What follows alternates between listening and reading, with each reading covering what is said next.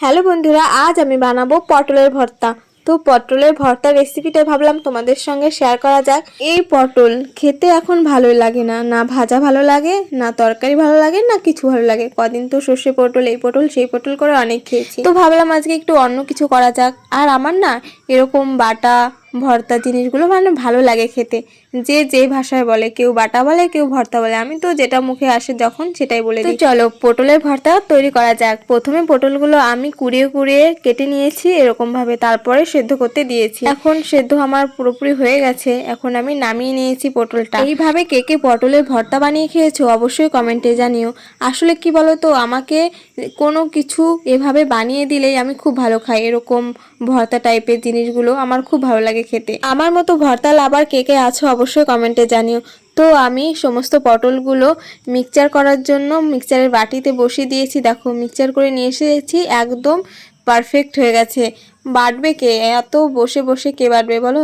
সহজ পদ্ধতি ইউজ করলাম, মিক্সচারে বেটে নিয়ে আসলাম। এরপর কড়াইতে তেল দিয়ে কিছুটা শুকনো লঙ্কা ভেজে নিলাম, এটা আমি শিলনোড়ায় বেটে নেব।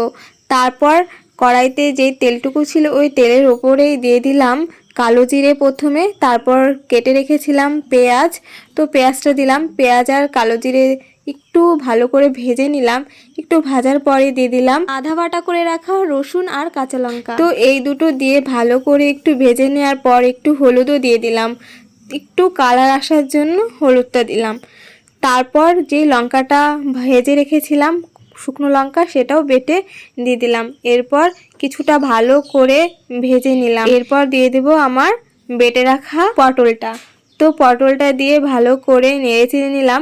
এখন দেব স্বাদ মতো নুন। নুন দিয়ে ভালোভাবে নাড়তে হবে অনেকক্ষণ অবধি, যতক্ষণ না এই পটলটা শুকিয়ে যায়। জানো তো, এই ভর্তাটা বানানোর পর সবাই খেয়ে খুব ভালো বলেছে। আমার মতো এই ভর্তা খেতে আমার কাকাতো বোনও ভালোবাসে। ওকে বলেছিলাম আজকে পটল ভর্তা তৈরি করেছি, নিয়ে যাস। তারপর ও নিয়ে গেছে, ওর ওখান থেকেই কাকা কাকি খেয়েছে, ওদের এত ভালো লেগেছে কাকা আবার নিয়ে খেয়েছে। সত্যি যদি কিছু রান্না করি আর সেটা খেয়ে সবাই ভালো বলে, সেটা রান্না একদম সার্থক হয়ে যায়। তো আজকে পটল ভর্তা বানানো আজকে আমার সার্থক। প্রতিদিন তো পটল খাই না এরকম করি আমরা অনেকেই। তো এভাবে একদিন ভর্তা বানিয়ে খাবেন, দেখবেন সত্যি খুব ভালো লাগে। তো অলরেডি আমার পটল ভর্তা কমপ্লিট, ওপরে একটু সর্ষের তেল দিয়ে দিলাম। তো কেমন হয়েছে ভর্তাটা অবশ্যই কমেন্টে জানিও। আজকে আমার ফেভারিট মেনু ছিল পটলের ভর্তা, তার সঙ্গে ছিল আলু গাঠির তরকারি, আর সাথে কাঁচকলা ভাজা। আর তা দেখা হচ্ছে নেক্সট ভিডিওতে।